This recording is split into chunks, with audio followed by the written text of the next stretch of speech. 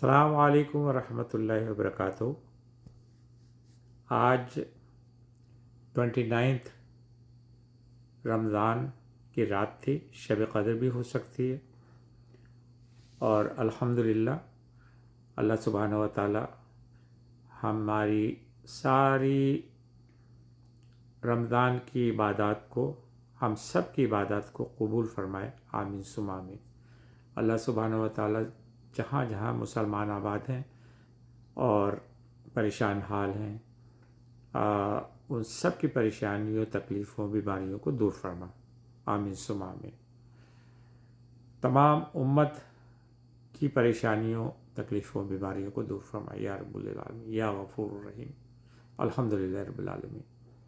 ये महीना था माफ़ी मांगने का, ये महीना था प्रैक्टिस करने का, तक़वे की प्रैक्टिस।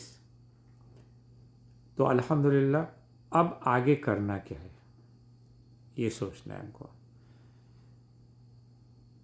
तक़वा किसे कहते हैं? तक़वा इससे कहते हैं कि आप एक रास्ते के ऊपर जा रहे हैं और दोनों तरफ कांटे हैं, उन कांटों से बचते हुए अपने आप को आप आगे बढ़ा रहे हैं। ये इसी तरह से इस दुनिया में हम जो चल रहे हैं, वॉक कर रहे हैं, अपने आप को गुनाहों से बचाते हुए चलना चाहिए। ये कांटे हैं, ये गुनाह जो है ये कांटों की तरह हैं, हमारे पीछे लगे हुए हैं शैतान। तो तक़वे का मतलब ये कि हमने एक महीना प्रैक्टिस की कि गुनाहों से बचने की, इबादत करने की, दुआएं मांगने की, माफ़ी मांगने की अल्लाह सुब्हानहू व तआला से। ये सब प्रैक्टिस किए, इसको आगे बढ़ाना है। इसी तरह से हमको इसको आगे बढ़ाना है और पूरे साल इसी तरह से करना है इंशाअल्लाह ताला। जैसे इस 30 दिनों में हमने इबादत की, माफ़ी मांगी, तक़वे की प्रैक्टिस की, पूरे साल में हमको ऐसे करना है इंशाअल्लाह ताला। यही छोटा सा मेरा मैसेज है और स्ट्रॉन्ग मैसेज है, यही काफ़ी है। अगर यही कर लिया हमने और आपने तो अल्लाह सुब्हानहू व तआला हमारी ज़िंदगी बदल देगा और दोज़ख के अज़ाब से, कब्र के अज़ाब से बचाएगा या रब्बुल आलमीन गफूर रहीम। क्योंकि हमारा जो मेन मकसद है ना ज़िंदगी का, वो गुनाहों से बचना और दोज़ख से बचना, बहुत बड़ा। दोज़ख में क्या होगा, जो लोग गुनाहगार होंगे उनको दोज़ख में डाला जाएगा और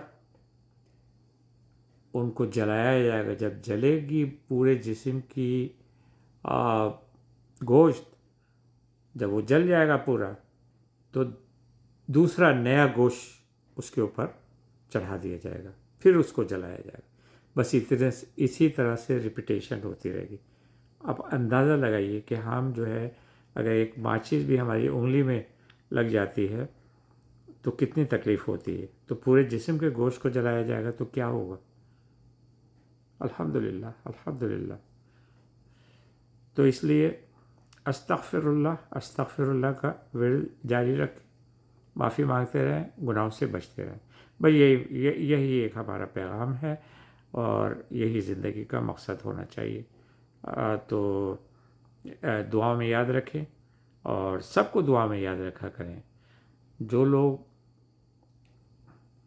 जिन लोगों के लिए आप दुआ करते हैं और उनको पता भी नहीं है, तो आपको बहुत सवाब मिल रहा है, 70 गुना ज़्यादा सवाब मिलता है अगर आप किसी ऐसे आदमी के लिए दुआ करते हैं जिसको पता ही नहीं है कि आप उसके लिए दुआ कर रहे हैं। ठीक है, तो इंशाअल्लाह इजाज़त दीजिए, फिर इंशाअल्लाह मिलेंगे।